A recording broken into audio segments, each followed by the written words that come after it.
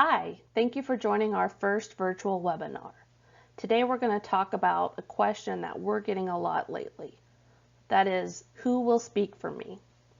One of the many ways that people are impacted by the coronavirus pandemic is that there's an increased sense of urgency about what would happen to us or one of our loved ones if they became incapacitated because they became sick with the coronavirus. And while this question is something that's important all the time, any of us could become ill or injured, and that could prevent us from making our own decisions. We're certainly seeing an increased sense of urgency about this today.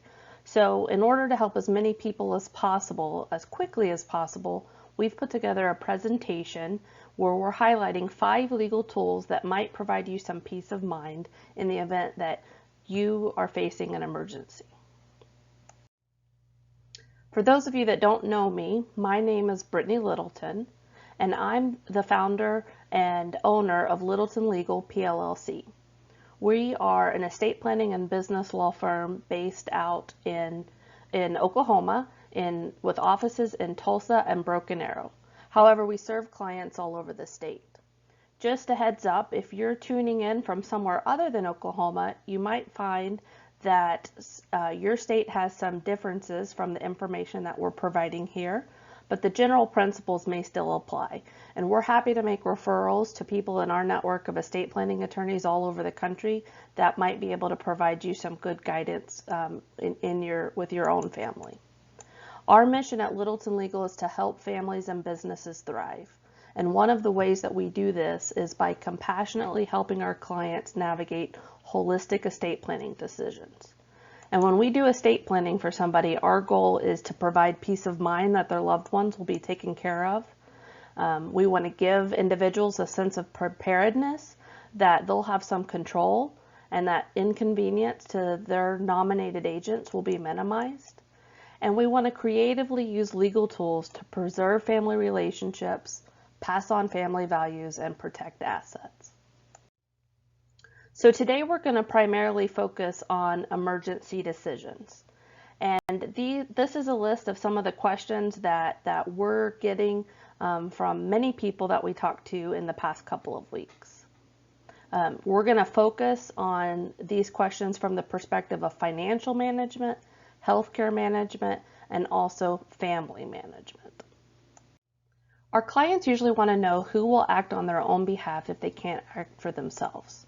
And we know from helping hundreds of families navigate crisis that sometimes difficult times bring out the worst in individuals. We like to think proactively about how to avoid conflict for the families and minimize the need for courts to get involved.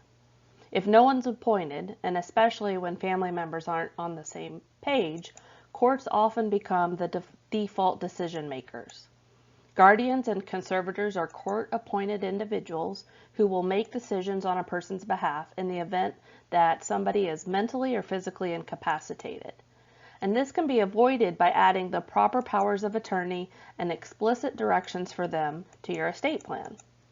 During a guardianship or conservatorship proceeding, a judge will hear testimony from your loved ones and often even medical professionals as to why you should be deemed incompetent and have a guardian named to make healthcare decisions for you. This procedure is public, it's expensive, and it's time-consuming and stressful for the people that love you, and for the medical professionals who are trying to serve you as well. Most doctors don't want to take time away from their busy schedules to go to court. And in a time like now, when courts are only hearing emergency guardianship proceedings, that can be next to impossible.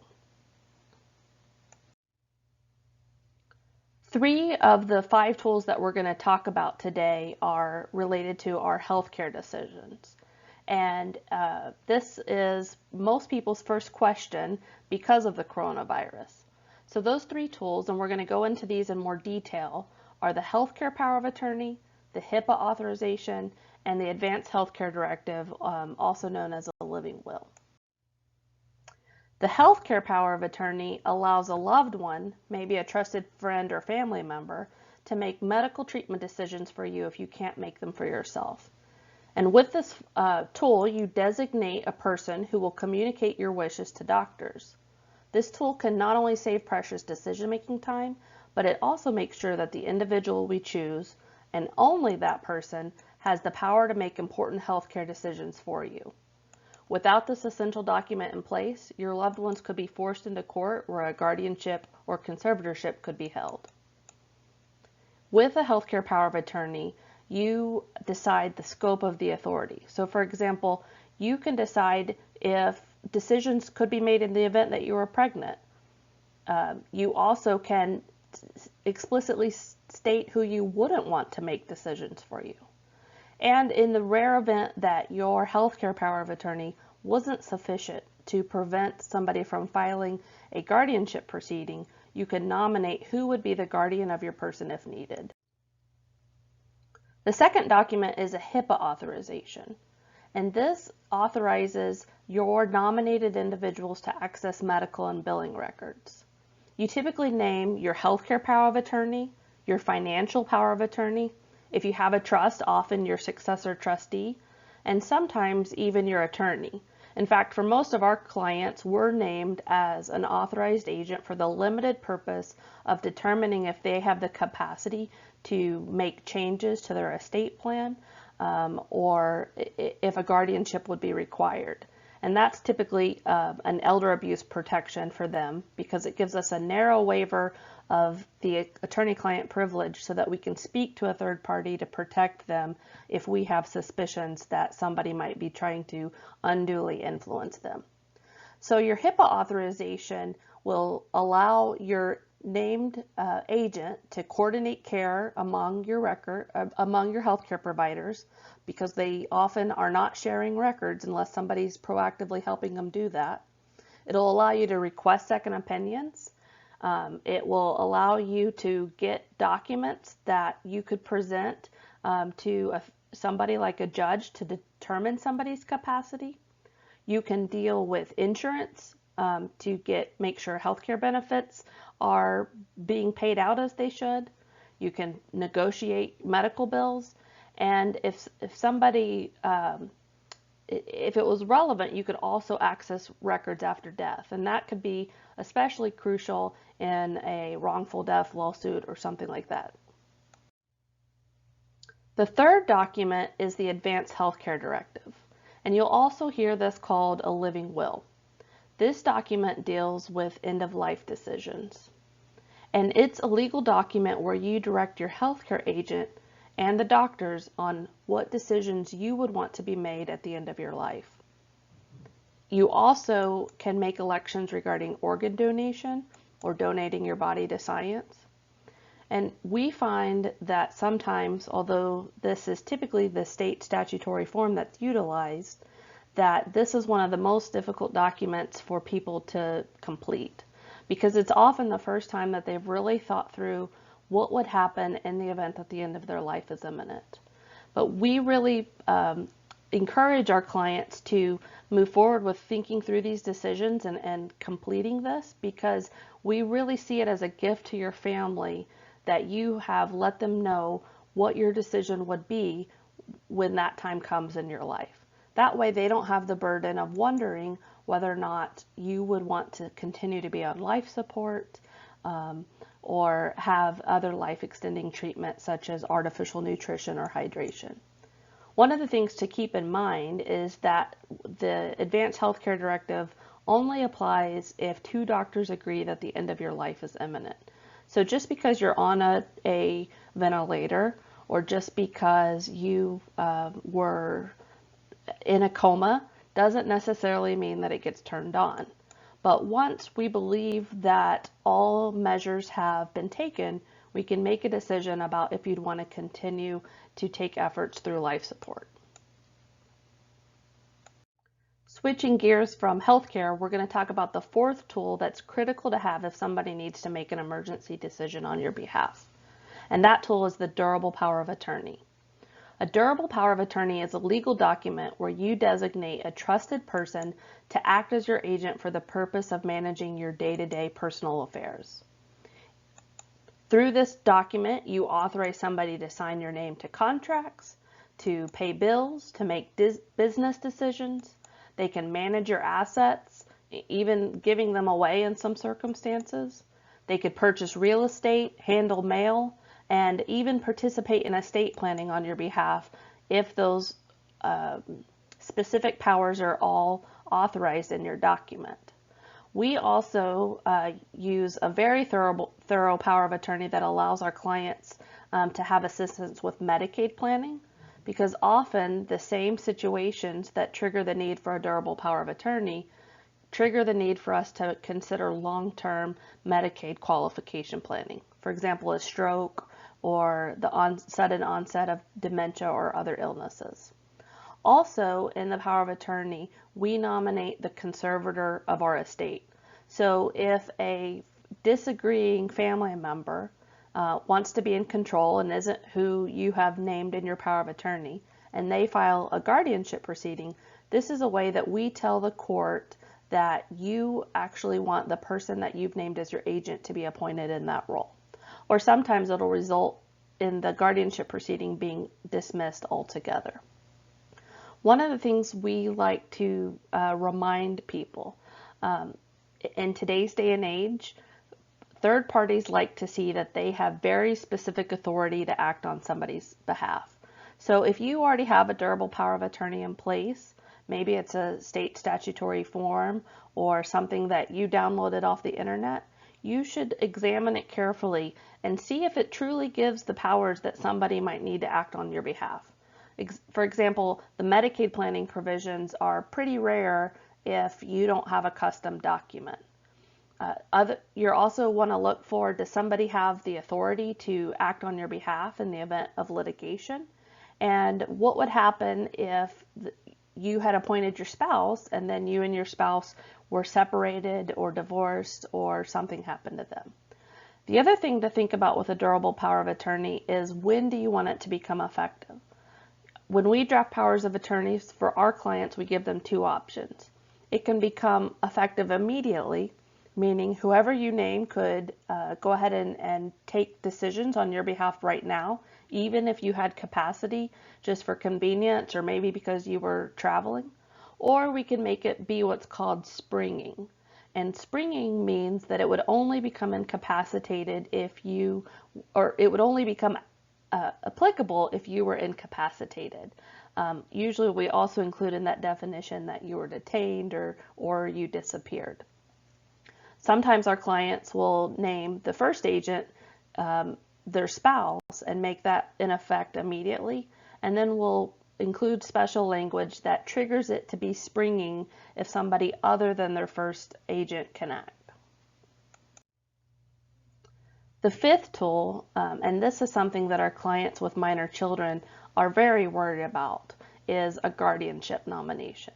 And a guardianship nomination here, I'm talking about who would take care of your minor children, not who would take care of you in the event an adult guardianship was necessary. And in Oklahoma, we typically do guardianship nominations embedded in our other estate planning tools. So if you become incapacitated, then we tell the court who you'd want to take care of your kids in your durable power of attorney. If you pass away, then we tell them in your last will and testament. We also have the opportunity to draft special language that would exclude dangerous family members. So for example, if you're divorced and your child's biological parent has drug or alcohol problems that have made them unfit to be a parent, then we can give the court some insight into why you would want somebody to be the nominee other than a biological parent. We can also nominate a backup choice.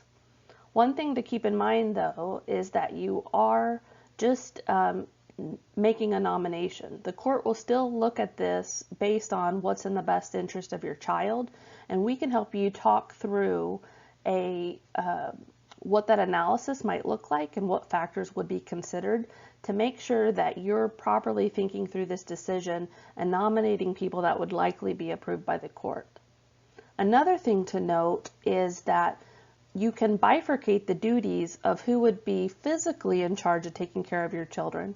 So who would make sure that they're getting the proper medical attention and proper education and keeping a roof over their head. And then you can also manage their money separately through more thorough estate planning We typically recommend that parents with minor children, especially if they have assets or significant life insurance benefits, would pour those assets into a trust, and then your successor trustee can dole out assets to the guardian to care for their needs. And we can do a lot of things to make sure that your child doesn't come into significant amounts of money when they turn 18 and the guardianship is terminated. So hopefully you have a better understanding of the legal tools that are available to help you if you can't make decisions on your own. We really encourage you to get your emergency decision documents in place sooner than later. And if you've already done this for yourself, then we encourage you to review your documents and make sure that they still reflect your wishes. Some of the things that you might ask yourself is, does my appointed agent still make sense? If I have minor children, did I nominate a guardian? And does that person make sense? What about my backups? Are they still who I would choose to be in that role? And are my documents themselves thorough enough to really give a third-party direction in the event that the document needs to be used? We're finding that because things feel so time sensitive for people right now because of the coronavirus pandemic, right now sometimes the emergency decisions are the only thing that we can think about. But in more normal times, we usually think about these things in the context of our bigger picture estate planning. So that's really just a personal decision for you about where your priorities are. But we also would recommend that you think about your last will and testament. Is a revocable living trust a more beneficial tool for you to implement for your family? Do the assets that you own, are they titled in a way that would allow them to pass to the people that you really intend to have them upon your death? And can we do that in a way that would avoid probate? And then some people also need to be thinking about advanced estate planning, especially if you have a family member with special needs. This is also really important if your assets are complicated. Maybe you own a family business and you have business succession plannings to take into consideration. Or maybe your net worth is such that we need to think about more complex estate tax planning or other income tax planning tools. With corona cases continuing to rise and also the communal stress rising with that, we want to be able to help as many families as possible have some peace of mind. Because of this, we've put together a special package. We're calling it our Emergency Decisions Documents Package, and we're offering it at the discounted rate of $495. This rate would include a consultation with us so that we can talk to you about your family's specific needs and customize your choices in the documents. And then we would draft for you a durable power of attorney, a healthcare power of attorney, HIPAA authorization, and an advanced healthcare directive. We're also implementing creative ways to meet and sign these documents in a way that complies with CDC guidelines and keeps everybody safe. If for some reason you're not healthy enough to do that, then we can help navigate the remote notarization process for you and walk you through what witness requirements might apply. And then if you are wanting to move forward with this because you feel like you're in a time crunch, but you know that you still need to think about your more comprehensive estate plan, we would later apply that $495 to a package that included a will or trust-based plan. This offer will be valid for Oklahomans through the end of April. The other thing that we're doing is offering a free initial consultation for people who are ready to move forward with comprehensive estate planning. And if they engage us, then we'll discount that $495 so that they would have the equivalent of implementing the emergency decisions document as well. If you're already an established client and you haven't reviewed your documents with us in a while, we're also happy to review your documents for free. And another thing that we're doing for established clients, we know that many of you have kids home from college that are sheltering in place at the family home. And if they haven't done any planning, we want to help you get that done for them as well. Many people make the assumption that just because somebody's their dependent, they'd be able to make legal decisions for them. But once your child is over the age of 18, you can't make that assumption anymore. They could, if they became sick or couldn't act on their own behalf, you have to have a legal document authorizing you to have decisions. We have a lot of parents that want that just to be able to get records from their school or college. If you'd like to take advantage of this offer, you can go to our website at littletonlegal.com and you can click the Schedule Appointment button.